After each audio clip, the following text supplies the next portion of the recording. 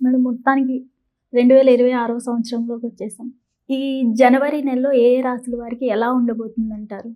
Okay. ఎప్పుడులాగే మనం first గోచారం మాట్లాడుకోవాలి. సో, గోచార రీత్యానే మనం ఎప్పుడు రాశి ఫలితాలనేది చెప్పుకోవడం అనేది జరుగుతుంది. అంటే ఏంటి? గోచారం అంటే ప్లానెట్స్ తిరుగుతూనే ఉంటాయి. 12 రాశులు తిరుగుతాయి. 9 ప్లానెట్స్ మనకు తెలుసు. సో, కొంతవరకు ఏంటంటే కొన్ని రాశుల వారికి బావుంటుంది. కొన్ని రాశుల వారికి అంత బావుండదు. సో, జనరల్‌గా మాట్లాడుకోవాలి అంటే ఫస్ట్ మనం నేను ఎప్పుడైనా మాట్లాడేది స్టార్టింగ్ ఏమో శని భగవాన్‌తో మొదలెడతాను. శని ప్రస్తుతం ఏంటంటే మీన రాశిలో ఉన్నారనమాట. సో, ఆయన ఈ నెలంతా ఇక్కడే ఉంటున్నారు. ఈ సంవత్సరం కూడా ఇక్కడే ఉంటున్నారు.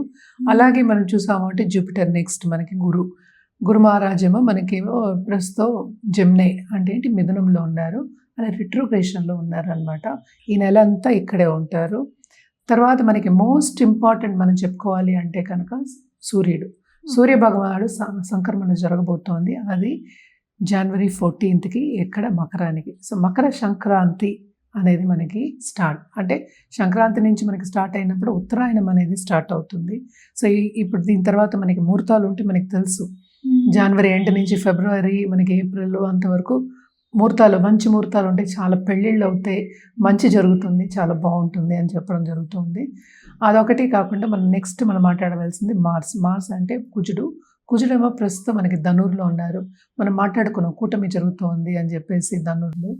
సో, ఆయన ఏంటంటే మనకి 16th జనవరికి ఏంటంటే మకరానికి మూవ్ అవుతున్నారనమాట.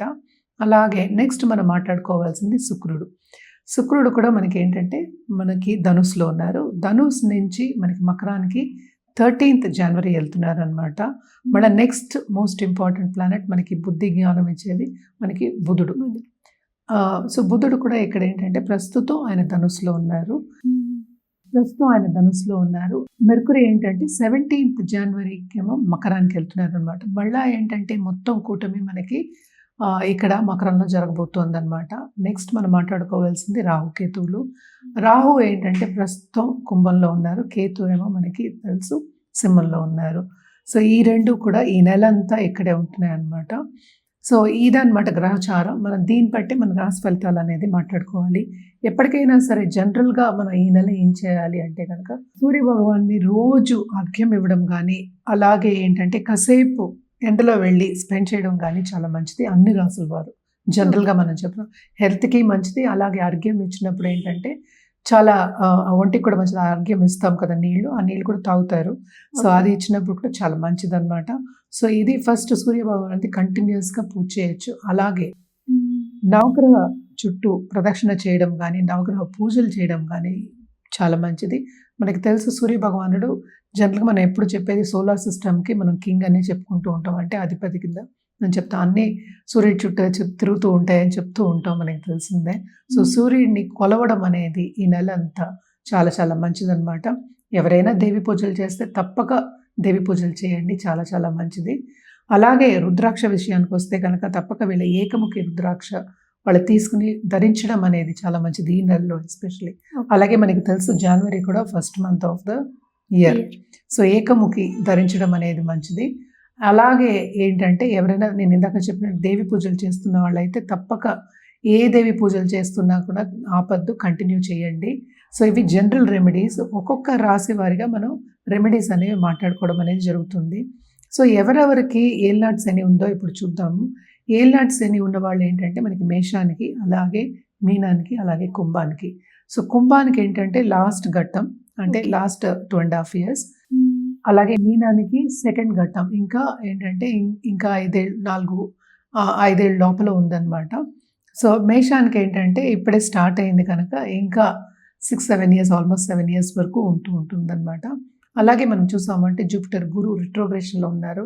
సో, కొంతవరకు కొన్ని రాశుల వారికి ఇబ్బందిగా ఉంటుంది. అలాగే ఏ రాశి వాళ్ళకి బాగుంది అనేది చూద్దాం. ఎప్పుడులాగే మనం చెప్పవలసిన వృషభ రాశి వాళ్ళకి, అలాగే ఏంటంటే మనం చూసామంటే కర్కాటక రాశి వాళ్ళకి, అదొకటి కాకుండా మనం చూసామంటే మనకి వృశ్చిక రాశి వాళ్ళకి, అలాగే ధనుర్ రాశి వాళ్ళకి కొంతవరకు బాగుందన్నమాట. అండ్ ఆల్సో మనం చూసామంటే ఇక్కడ మనకి కుంభరాశి కూడా యాడ్ చేసుకోవాలి. కుంభరాశి వాళ్ళకి కూడా చాలా బాగుంది. ఎందుకంటే జూపిటర్ చూపు ఉంది, రిట్రోగ్రేషన్ అయినప్పటికీ కొంతవరకు వీళ్ళకి కూడా ప్లస్ పాయింట్స్ అనేవి మనకు కనిపిస్తున్నాయి. అంటే ఏలినాటి శని కూడా ఉంది. సో ఇవన్నీ కాకుండా కొన్ని ప్లస్ పాయింట్స్ అనేవి మనకి కనిపిస్తున్నాయి అన్నమాట. ఇది గ్రహచారం. సో నెక్స్ట్ మనం మాట్లాడుకోబోయేది ఇప్పుడు రాశి ఫలితాలు మాట్లాడుకుందాం. మేడం, ఈ జనవరి నెలలో మకర రాశి వారికి ఎలా ఉండబోతుంది అంటారు? మకర రాశి వారికి బ్రహ్మాండంగా ఉంటుందని చెప్పాలి. ఓకే. ఎందుకంటే 11th లార్డ్ ఎగ్జాల్టేషన్ ఇక్కడే కూడానే ఉన్నారు. సో తప్పక ఉత్సాహం ఉంటుంది. అలాగే వాళ్ళ లోన్ అంటే ఎవరికి లోన్ తీసుకున్నారు అనుకుంటే ఆ లోన్ కట్టేసే ఛాన్సెస్, ఫైనాన్షియల్ స్టెబిలిటీ వచ్చే ఛాన్సెస్, అలాగే కెరియర్లో విస్తరించే ఛాన్సెస్ చాలా ఎక్కువ కనిపిస్తున్నాయి అనమాట.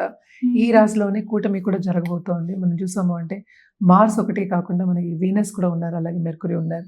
సో అన్నీ అంటే 8th లార్డ్ ఉన్నారు, 9th లార్డ్ ఉన్నారు, అలాగే మనకి 10th లార్డ్ కూడా ఉన్నారనమాట. సో ఇవన్నీ ఉన్నాయి కనుక తప్పక ఏంటంటే వీళ్ళకి బాగుంటుందనే చెప్పాలి. అంటే మన మెర్కురీ అండ్ వీనస్ ఏంటంటే 9th and 10th లార్డ్ రెండు కలయిక ఉన్నప్పటికీ కెరియర్ పాత్ అనేది చాలా ఇంప్రూవ్ అయ్యే ఛాన్సెస్ ఉన్నాయి. ప్రమోషన్ వచ్చే సూచనలు ఉన్నాయి. అలాగే ఏంటంటే పై వాళ్ళ మన్నన పొందే ఛాన్సెస్ అనేవి ఎక్కువ కనిపిస్తున్నాయి. అంటే సపోర్ట్ సిస్టమ్ అనేది కొంచెం ఎక్కువ కనిపిస్తుంది అనమాట. ఒకటి కాకుండా వీళ్ళకి చెప్పాలి అంటే చిన్న ప్రాపర్టీ ఇష్యూస్ వచ్చే ఛాన్సెస్ ఉన్నాయన్నమాట. అదొక్కటి జాగ్రత్తగా చూసుకోవాలి.